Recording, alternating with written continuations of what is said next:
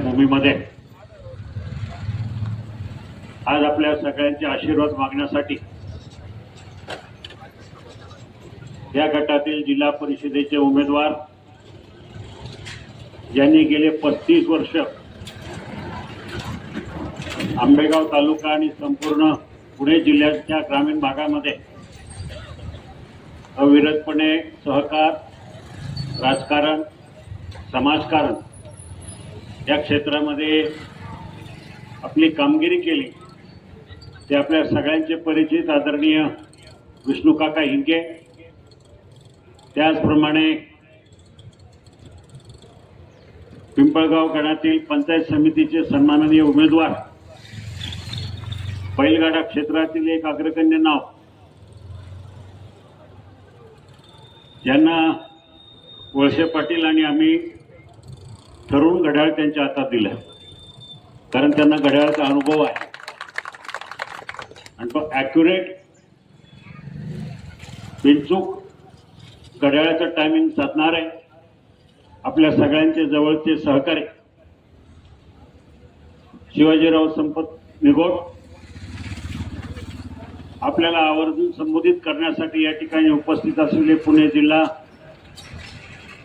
अजितदादा पवार, पुणे जिल्हा दूध उत्पादक संघाचे सन्माननीय चेअरमन, आमचे तरुण सहकारी स्वप्नील डमडेरे,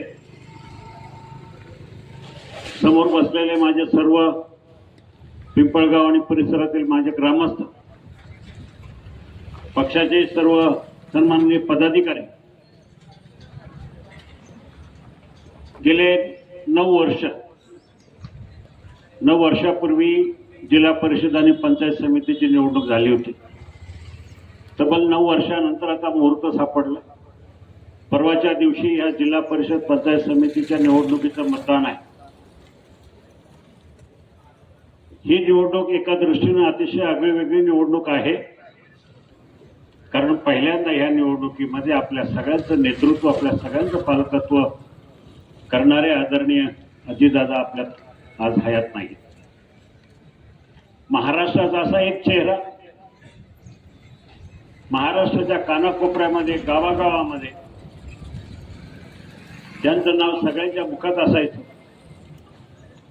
की एक कर्मयोगी, एक धुरंधर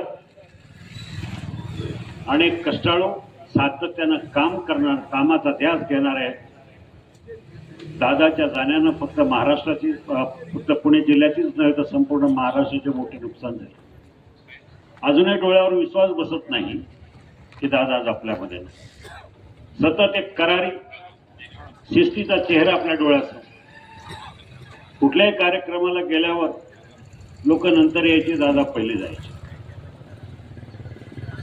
दादांचा तसा माझा परिचय खूप जुना आहे.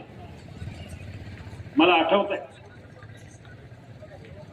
अपघात होऊ नये म्हणून ड्रायव्हिंग कसं सेफ करायचं याचा अनुभव मी सांगतो आपल्याला.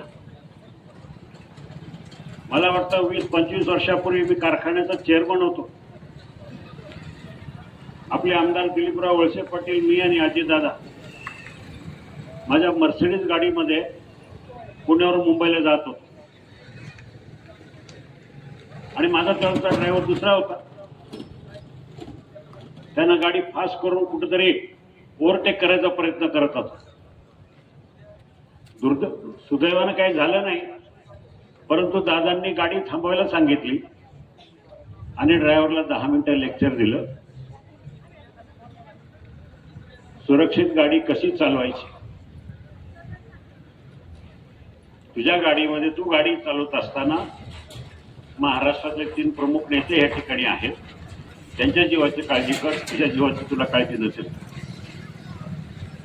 असा एक करारी नेतृत्व असलेला नेता. एका विमान अपघातामध्ये त्यांचं निधन झालं. मला सांगायला या ठिकाणी अतिशय खेद वाटतो. ज्या विमानामध्ये अपघात झाला त्या विमानामध्ये दादाबरोबर मी 4 वेळा प्रवास केलेला.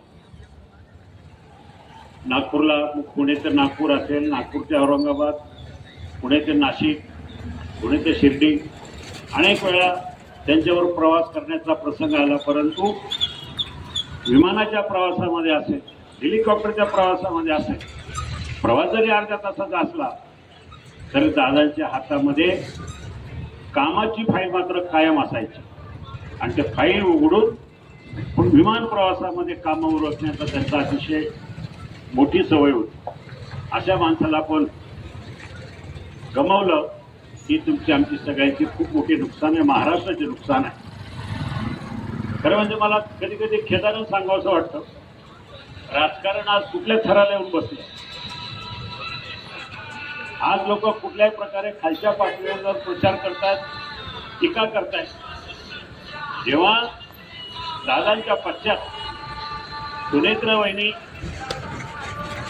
मुंबईला 4थ्या दिवशी जाऊन शपथ घेतली, त्याला लोकांनी सोशल मीडियावर, प्रसार माध्यमावर टीका करायला सुरुवात केली. काही त्याच्यामध्ये अडाणी लोक होते, काही हुशारही लोक होती, काही अतिहुशार लोक होती. आपल्या परिसरामधल्या लोकांना कुठेतरी वाटलं की आता ही त्यांच्यावर टीका करायची संधी आहे. मग टीका करताना ते पण बघत नाही की कोणावर टीका करतोय, कुठला प्रसंग आहे, की वहिनी तुम्ही चुकलात, शपथविधी घ्यायची काय काय होती.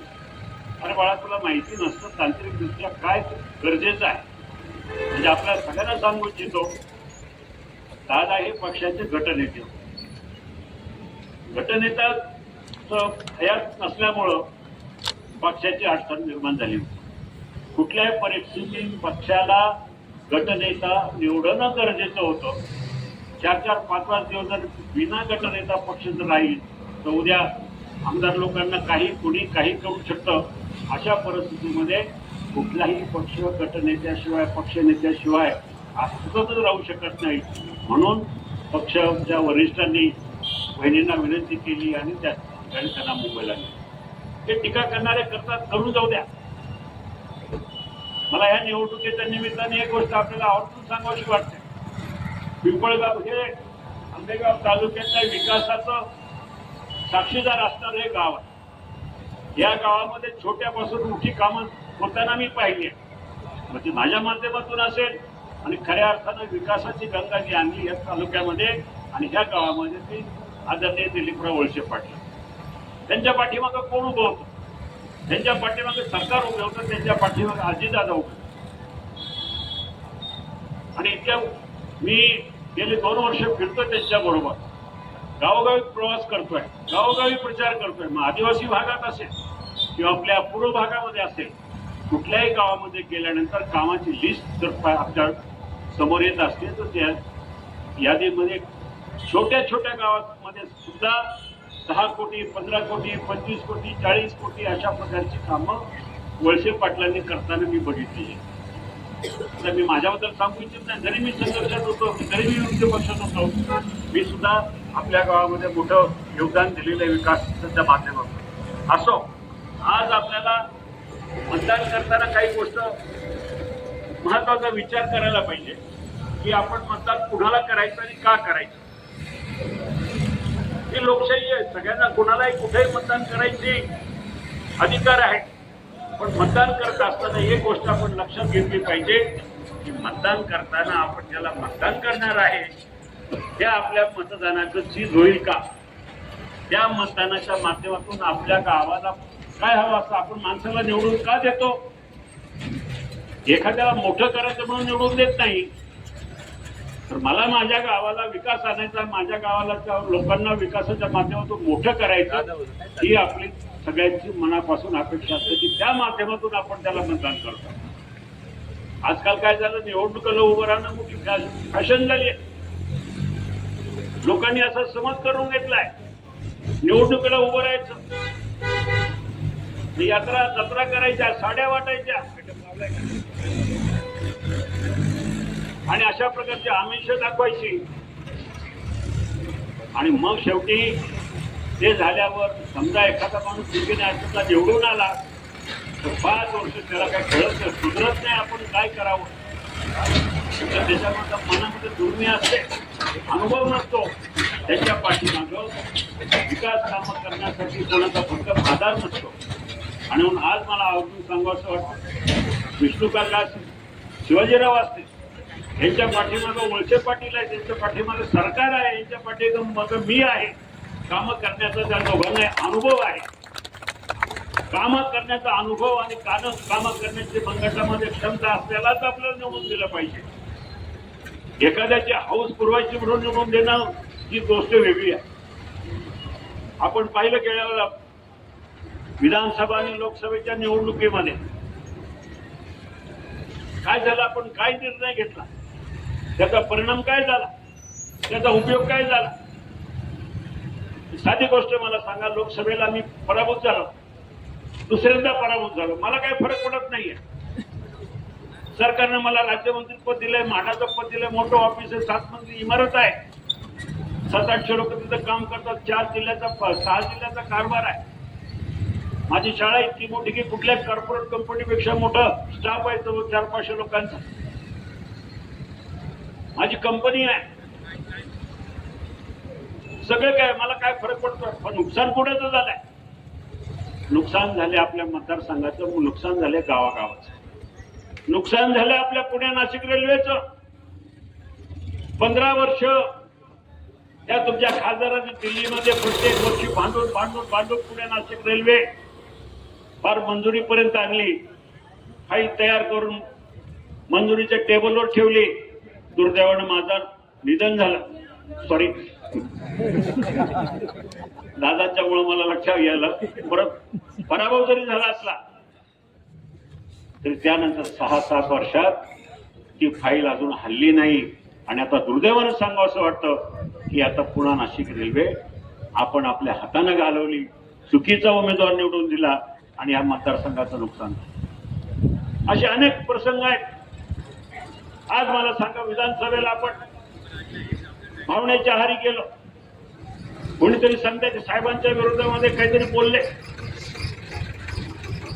अरे ज्या माणसानं त्यांचं आयुष्य 35 वर्ष ह्या मतदारसंघासाठी झिजवलं, 35 वर्षामध्ये मला सांगा दिलीप वळसे पाटलांनी कुठं कधी गैरव्यवहार केलाय, त्यांच्या चारित्र्यावर कधी कलंक आलाय, एका पैशाचा भ्रष्टाचार केल्याचं कधी ऐकिवास आलाय, किंवा खासदार म्हणून जवळ 25-30 वर्ष या राजकारणामध्ये असताना माझ्याकडनं काय चूक झाली आहे हे कधी आपल्याला दिसून येणार नाही. कारण इथं आम्ही आमच्यासाठी राजकारणात आलेलो नाहीये, जनतेसाठी आलो.